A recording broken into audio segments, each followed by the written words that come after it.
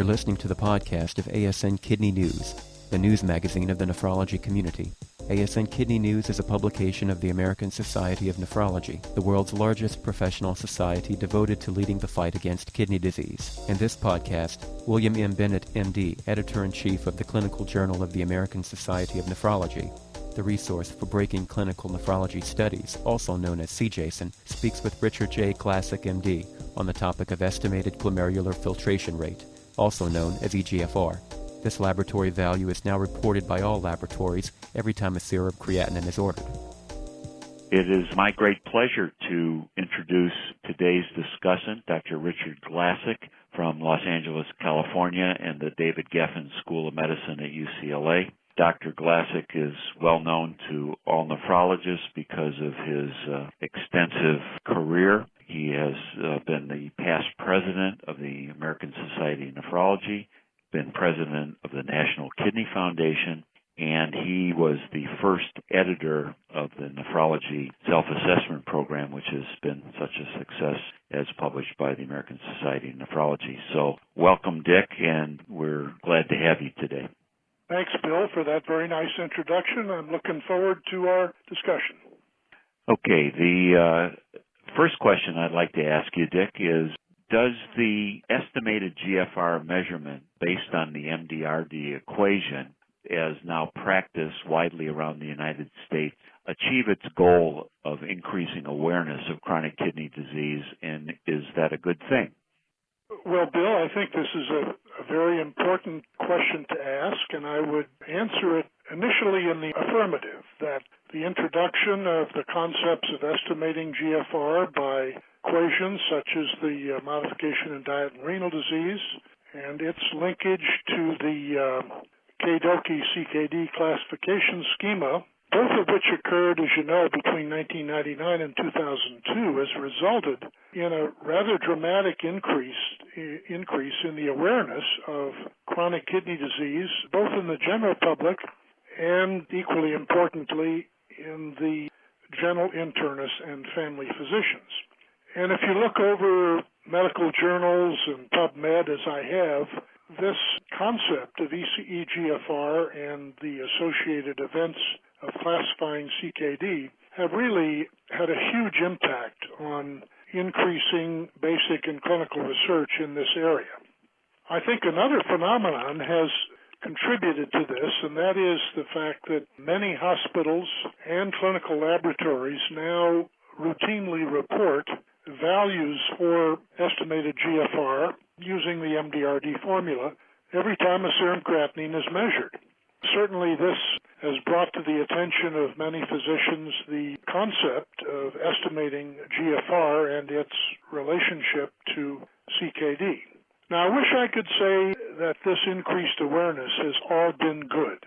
Awareness, or at least being better informed, is always a two-edged sword, and certainly being more aware of a renal disease that has an impact on the quality or duration of life, especially one that can be prevented or treated, is one thing.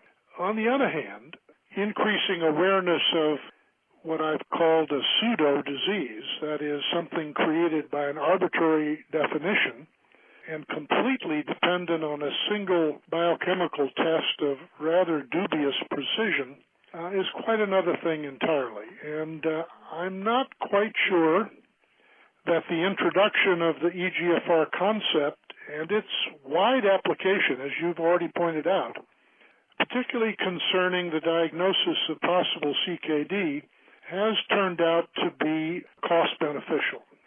As you know, Bill, and as most every nephrologist practicing today knows, it has increased referrals to nephrologists. And perhaps later on in this discussion we can discuss some aspects of the rising prevalence of the so-called eGFR consult.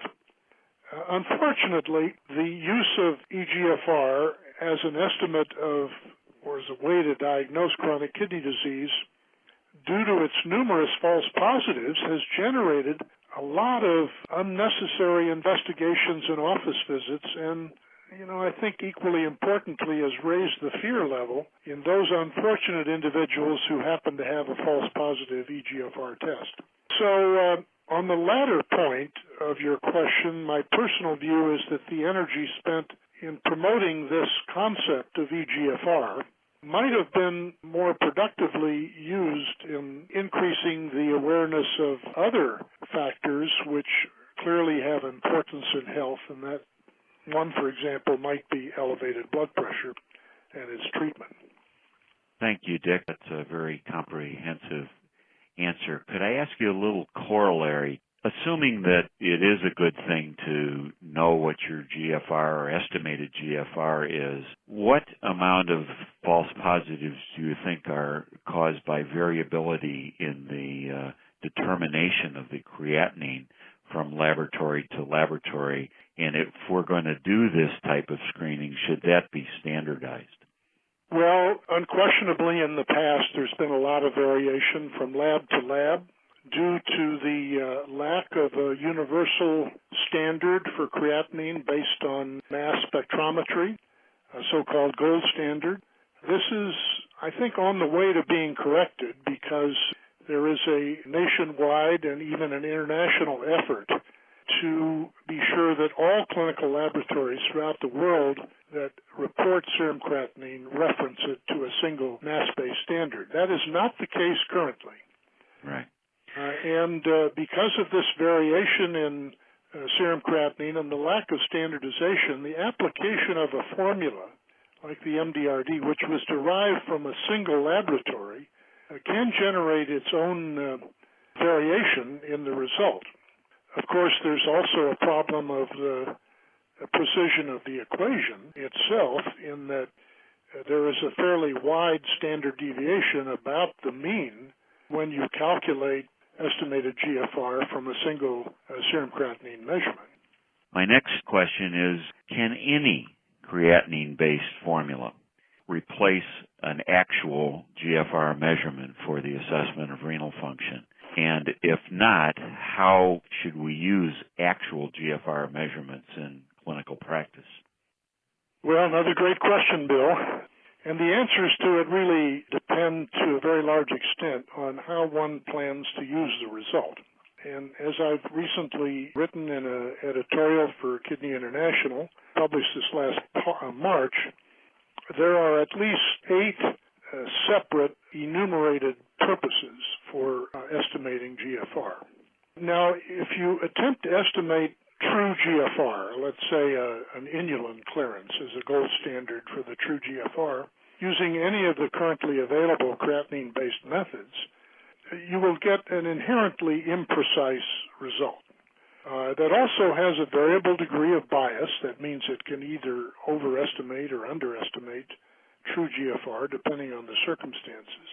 So one has to realize and understand the pitfalls, the potential sources of errors for estimated GFR when you're attempting to decide whether or not an estimate is useful in your particular situation. Now, let me give you an example which I'm sure you which you're very familiar with and probably encounter nearly every day. I don't think it's possible to use the eGFR MDRD equation for qualifying living donors for transplantation because it's clearly not precise enough, and I think under these circumstances it's probably advisable to attempt to measure the true GFR, such as by the use of a urinary iothalamate clearance, which can be relatively easily done, and radioactive forms of iothalamate clearances or non-radioactive iothalamate clearances are available at many medical centers, but of course they're not widely available as a clinical laboratory test because they require, in the case of the isotope, a license to administer it, and it takes, several hours to perform the test. But if you need to have a precise measurement of GFR, it's better to actually do the test.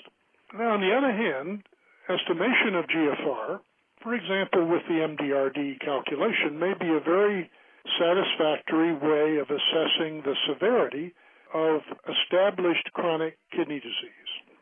However, the use of an eGFR measurement as a single test to diagnose a patient with CKD or to screen a large population for the presence of CKD in otherwise healthy subjects is severely limited by the difficulties in precision and bias that one encounters in the eGFR equations.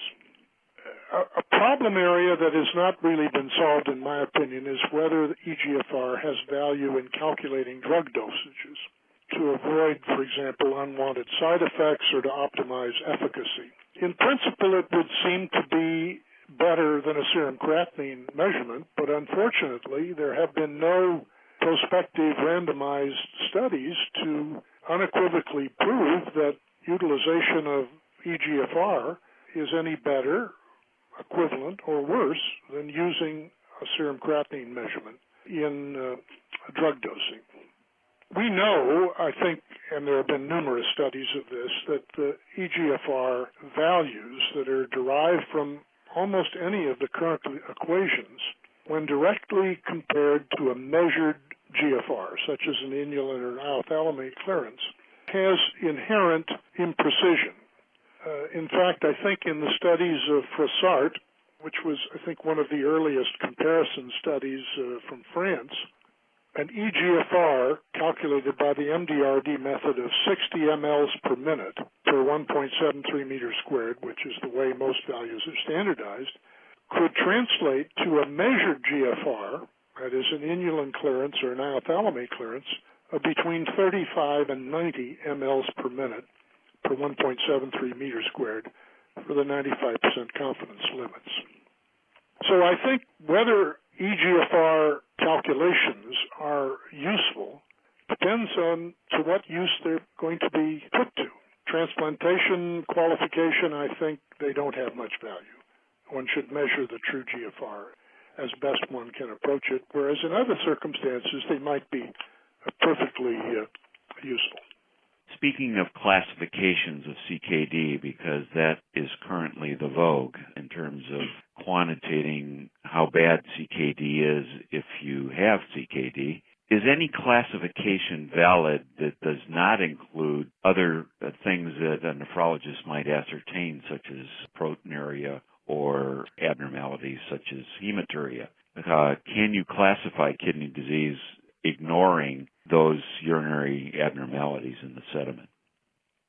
Well, Bill, I don't think that classifications of CKD, if they're used for diagnosis and stratification of severity, that completely ignore evidence of renal damage other than changes in GFR, are going to prove to be inadequate. Now, in the original KDOQI classification scheme, which was, as you know, published now, about 7 years ago, right. Stage 1 and Stage 2 did require evidence of some renal damage, such as proteinuria or hematuria, for example.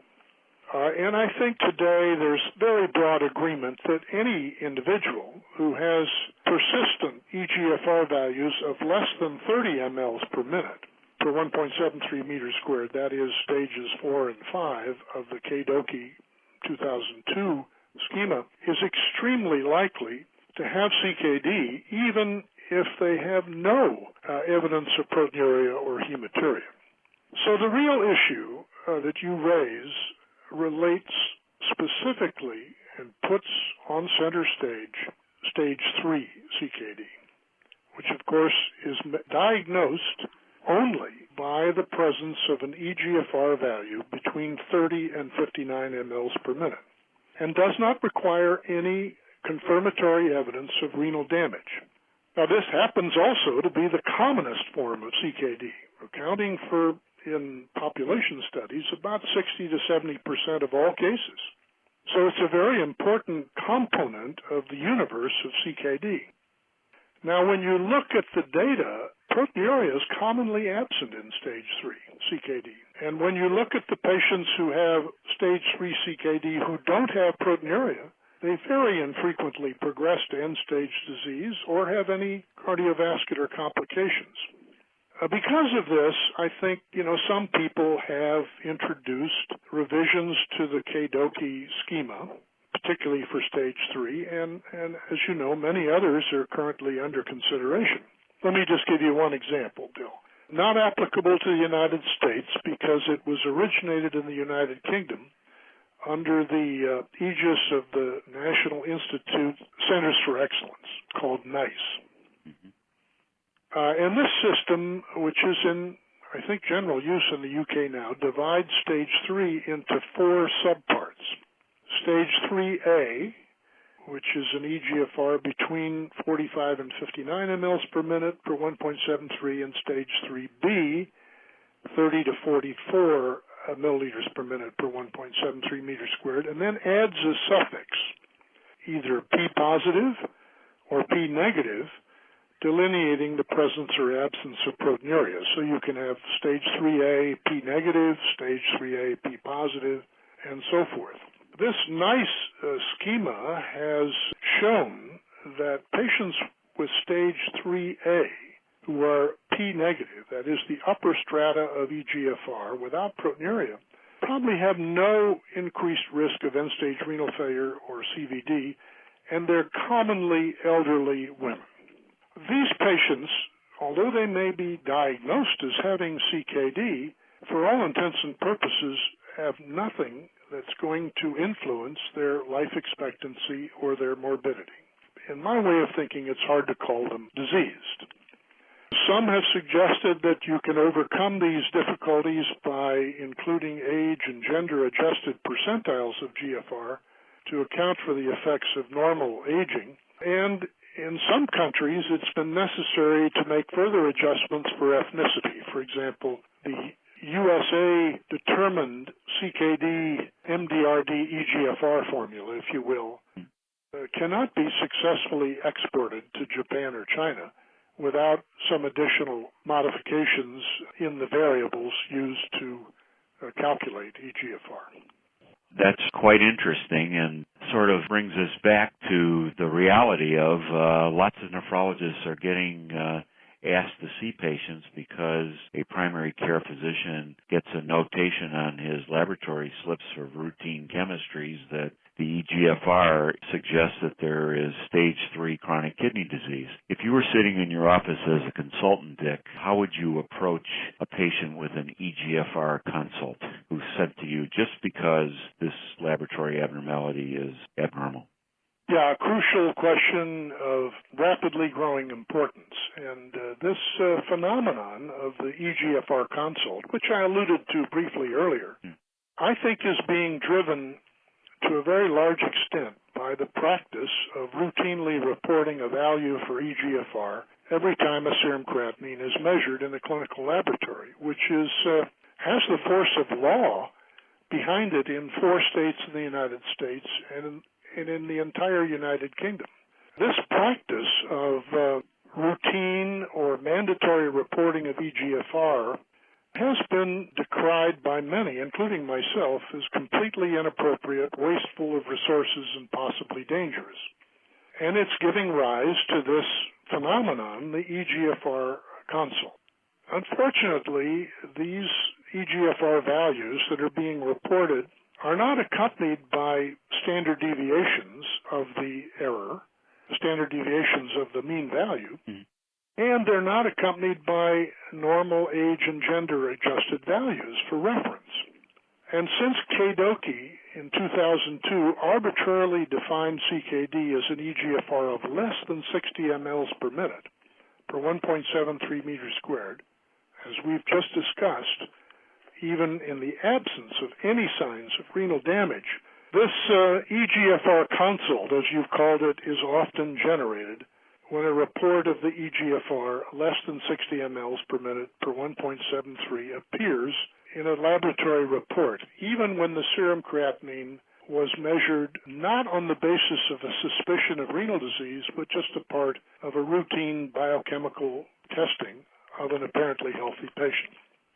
Now, I think you asked me as to what my reaction would be as a nephrologist, having been asked by a family physician or a general internist to see such a patient with an eGFR consult. Yes. I ask myself and the patient and the referring physician 7 crucial questions. 1, what is the patient's age and gender so that I can adjust the value to what is expected for normal aging? Second, I ask if the patient is in a steady state. You cannot use the eGFR MDRD formula if a patient has acute renal failure and a rapidly changing GFR. Third, if available, it's always nice to do a retrospective comparison to see what the serum creatinine and eGFR measurements have been in the past. This is often missing, but if it's available, it can be important. Fourth, I always determine, and this is often done personally rather than by the referring physician, whether the urine contains an abnormal quantity of protein, blood, or formed elements. This means doing a dipstick and a urinary sediment examination, because the results of these tests will certainly determine the importance of the eGFR value. Next, and this is often, I think, neglected, is what's the patient's nutritional state and customary diet. Vegetarians who do not eat red-cooked meat tend to have a lower serum creatinine and therefore a higher eGFR. And a patient with an eGFR of 50 who's a vegetarian, I think one must take their customary diet into account in interpreting the findings. In addition, under certain circumstances, you want to know whether any substances were present in serum that might have interfered with the measurement of serum creatinine. And here you really have to know what the assay method is in the lab. Plasma glucose of 700 milligrams per deciliter will artifactually elevate the serum creatinine as measured by the Jaffe method, but it won't elevate it if they use the enzymatic method. Last, I suppose, like any lab test, you have to know whether there's any drugs that the patient are taking that might influence the renal handling of creatinine. Now, the answers to these questions will often give the physician receiving the referral guidance as to the need for further investigation, and will also determine, in my opinion, Bill, whether there is the need for a more accurate measurement of GFR, such as an iothalamate clearance or a 24-hour creatinine clearance. Before I finish discussing this, I want to point out a fascinating editorial which was published just a few days ago in Kidney International, written by an intern at the Columbia Presbyterian Hospital in New York, which I think epitomizes the dilemma of the eGFR consult, at least in hospitalized patients. The editorial is kind of entitled in a tongue-in-cheek fashion, "To eGFR or not to eGFR, here is the intern's answer." And Dr. Friedberg, the intern in question, describes in his brief editorial a 68-year-old woman with urosepsis and a liver transplant in the ICU who was found to have a serum creatinine of 1.8 milligrams per deciliter. And the laboratory provided him with a calculated eGFR of 30 mLs per minute, and he went on and calculated an estimated creatinine clearance from the old-fashioned Hopcroft-Gault formula of 31 mLs per minute. The two values corresponded pretty well. But she was small, very frail, and very poorly nourished. He's quite unsure as to whether these values are true, and particularly whether she needs dialysis. And he points out that he's going to have to defend his action to his attending the next day. To clarify the situation, he very intelligently measures a 24-hour endogenous creatinine clearance, which gives a value of 14.6 mLs per minute. Because the urinary creatinine excretion rate was only 379 milligrams per day, less than 50% of the expected value for a woman of this age. And based on this, he decides to prepare the patient for dialysis. And I think this epitomizes some of the pitfalls of applying eGFR values to diagnosis without considering the circumstances under which the measurement was made. I read that editorial too, and I had similar impressions, Dick. Back to your previous answer, your approach to the eGFR consult depends heavily on examining the urine. Do you think that primary care physicians, or nephrologists for that matter, receive enough training such that they'd be able to competently evaluate a urine sediment for the presence of active renal disease? When you and I were training as young fellows, it was considered a part of our daily practice to examine the urine of a patient we were seeing personally. Since the laboratory rules have changed and it's not permissible to perform this in every circumstance and put the values you obtain in the chart, I think there has been a steady decline in the quality of training of fellows in examination of the urinary sediment. And there's too much reliance on dipstick values, which, as you know, have their inherent false positives and false negatives. And there is no substitute, in my opinion, for a personal examination of a freshly voided urine processed for a proper examination of the urinary sediment. I obviously agree with that, which leads into the next question, which is, you're the primary care physician now, and you see one of these relatively healthy people, probably elderly, with an eGFR less than 60 or stage 3 CKD. When should you, as the primary care physician, refer that patient to a nephrologist? And isn't it reasonable to have that physician or his or her surrogate perform a urine analysis, which seems to be one of the critical elements of your approach to an eGFR consult? Well, Bill, let me think about that for a minute. It's certainly a common circumstance for a family physician, and having been on the receiving end of many requests for consultations, I think I have a fairly good appreciation of the situation.